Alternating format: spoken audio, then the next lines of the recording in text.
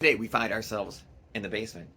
Because as you know, we flip houses. When we walk through homes with our clients, our friends, and family, we actually can point out a lot of intricate details and explain how a lot of things work. It's one of the advantages you have when you're working with the Live Local team. We've actually had a series of people with water heater issues. So I figured it'd be a good chance to just kind of quickly go through some of the key parts of the water heater and what you're seeing when you're walking through houses. So first and foremost, with the water heater, you can see at the top you have your expansion tank, and that's supposed to help kind of relieve some of the pressure as the hot water builds up.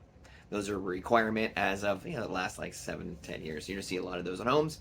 Is it required? No. Is it a new regulation?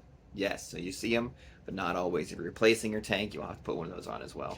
Secondly, if you're having issues with the tank and the hot water is not coming out, it's one of the things you can see right here and down there. You can have two elements. It's these things, the big metal pieces, and they heat up, and that's how the hot water gets hot. You can actually take the panel off and with a little screwdriver change the temperature to turn it up a little bit or turn it down a little bit if you think it's too hot. So you actually have a little bit of control. The third thing that people should know is at the very bottom there's a valve. It looks like a water spigot.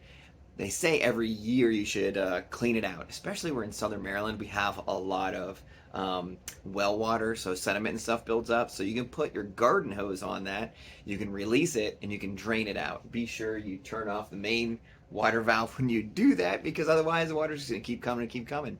But once you see that, you'll see some sediment and some junk fill out. So that's also one of the culprits when it comes to water that's colder than it should be. You also see on the side of the tank there's a pressure relief valve right there. So if you see some dripping or some issues, some leaking, probably time to replace that as well. It's supposed to help release some of the pressure as well. So if it gets too hot or if too much pressure is built up inside of it, the release valve will help, get some of that tension out. You see some dripping, leaking, you'll want to get that taken care of. For my final tip, if you're putting in a water filtration system, you can see we have the water filter over there.